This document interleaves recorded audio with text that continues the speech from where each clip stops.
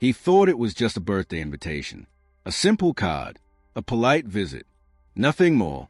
But when a single father walked into his late brother's wife's quiet birthday party, he didn't know one sentence would change everything. 3 years after losing his brother, Matthew had learned how to survive, raising 2 children, carrying grief in silence, and keeping his distance out of respect. Then she asked him to sit down, and what she said wasn't about romance. It wasn't about the past. It was about family, about healing, and about a door that grief had closed, finally being opened. Stay with us, because this story proves that sometimes the most unthinkable words don't break boundaries. They save hearts. The months that followed were quieter, but no less profound. Grace's presence in my life had shifted something fundamental. She was no longer just the escort I had hired for a gala. She had become a mirror reflecting courage, resilience, and the quiet power of being truly seen. Every interaction, every conversation reminded me that human dignity exists far beyond appearances or social expectations. We continued volunteering at the Children's Hope Foundation, often side by side.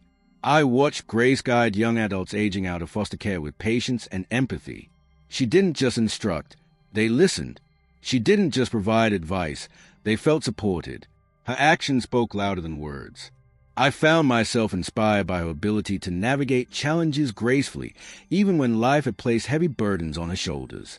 One afternoon, as we walked through the quiet streets of Boston after a foundation event, she paused by a street lamp and smiled. "It's strange," she said, "how one night can change everything. How one person noticing you can make all the difference." I nodded, realizing how true that was. That gala, that simple question about age, had shifted the trajectory of both our lives. In that moment, I understood that meaningful connections often arise in unexpected ways, and they demand courage, honesty, and attention. At home, I noticed the subtle changes within myself. The emptiness left by Margaret's passing didn't vanish, but it softened. I became more patient, more attentive, not just to Grace, but to the people around me. Simple acts, like offering to drive a young volunteer home or listening without judgment to a colleague's struggle, became exercises in empathy. Grace's example reminded me that kindness is an active choice, not a passive feeling. Our conversations grew deeper and more personal. Grace spoke of her mother, Ruth, her sacrifices, and the dreams she still held. I shared stories of Margaret, the lessons she imparted, and the legacy she left in our community. In these exchanges, I realized that the human experience is interconnected.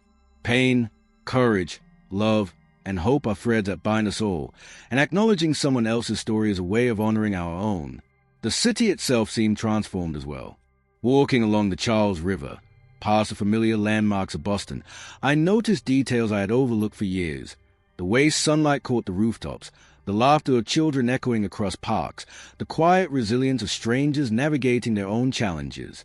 Grace had taught me to see, not just look, to witness, not just observe.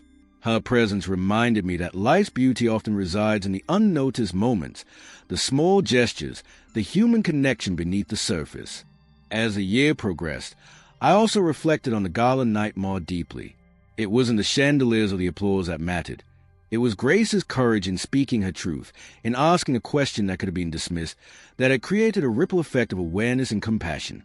She had reminded me that every encounter carries potential to change a life, often quietly, without spectacle. I began mentoring more consistently at the foundation, sharing both my successes and failures. I spoke openly about loss, loneliness, and the courage required to reach out for help. I noticed that my word had an impact. Young adults who had experienced neglect or hardship found reassurance in my honesty. Grace's influence lingered here too. She taught me that authenticity and empathy are contagious. The weeks culminated in a small celebration at the foundation, honoring volunteers and supporters. Grace was there, radiant in her calm confidence, not as a guest of honor, but as someone whose actions had quietly shaped the lives of others. I watched her interact with the attendees, the shy, the hesitant, the overlooked, and realized she carried a gift few recognized. Her presence had created a ripple, starting from a simple night at a gala and spreading to lives you may never even fully know. Through this journey, I learned that true transformation doesn't arrive with grand gestures or dramatic announcements. It emerges in moments of quiet courage, in the decisions to act with integrity and compassion when easier options beckon. Grace's question about her age wasn't just a concern. It was a mirror reflecting society's tendencies to reduce people to categories. In responding with respect, empathy, and recognition, I had opened a space for growth, understanding, and connection. Now, months later, I walk through Boston with a renewed sense of purpose. Grace and I remain connected, not because of obligation, but because of mutual respect and the recognition of each other's humanity. I volunteer, mentor, and live with a quiet awareness that every encounter matters. The world hasn't changed, but I have, and I owe much of that transformation to someone who reminded me that dignity, empathy, and kindness are the truest measures of worth. In the end, the night of the gala was never about appearances or judgment. It was about recognition, understanding, and human connection. Grace asked a simple question, and I chose to answer with openness.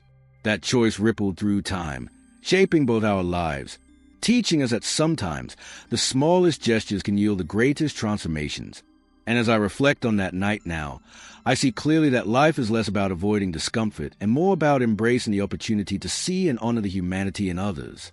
That realization, quiet yet profound, has changed everything. The living room was dim now, quieter than before. Matthew sat across from Rachel, his pulse loud in his ears. He sensed it before she spoke. Something important was coming. Something practiced. Something brave. Rachel didn't dramatize it. She spoke calmly, steadily. She told Matthew she had watched him from a distance these past 3 years. Watched the way he showed up for his children. The way he carried grief without letting it harden him.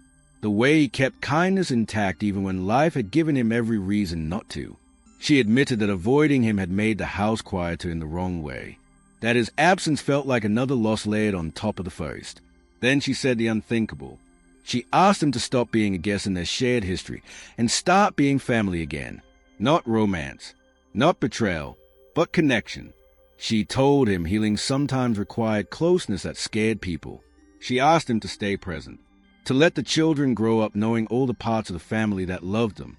Matthew felt something loosen in his chest, a knot he hadn't known how to untie.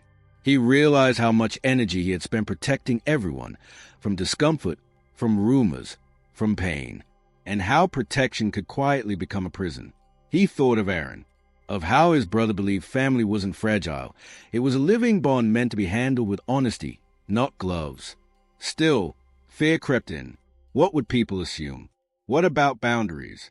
What about the children? Grief, after all, wasn't solved by one conversation. Yet beneath the fear, Matthew felt clarity, the kind that comes when truth is spoken gently. He agreed to stay, to show up, to rebuild something that included laughter, shared meals, and the freedom to remember without flinching. And in that moment, something changed, not loudly, but permanently. In the weeks that followed, Matthew found himself driving to Dayton more often. Sunday dinners became routine. Small repairs turned into shared conversations. Silence softened into companionship. There were hard days, anniversaries, holidays, moments when Aaron's absence filled the room. But there were good ones too. Board games that ended in laughter. Evenings where silence felt safe instead of sharp. Matthew learned that being present didn't diminish his brother's memory. It honored it. Rachel allowed herself to accept help without apology. She laughed more freely, cried when she needed to. Slowly, she imagined a future that didn't erase the past, but rested on it. Matthew learned to speak about Aaron with his children, not as a saint frozen in time, but as a kind, human man who loved deeply. The family became something living again, imperfect, resilient, real. On Rachel's next birthday, the house felt warmer, not because grief was gone, but because it had been met with honesty and care. Matthew watched his children play in the yard, heard Rachel laugh, and felt gratitude settle in his chest. The road ahead wouldn't be simple. Love after loss never is. But he knew one thing for certain. Showing up had changed everything. The unthinkable words spoken that night hadn't broken a boundary.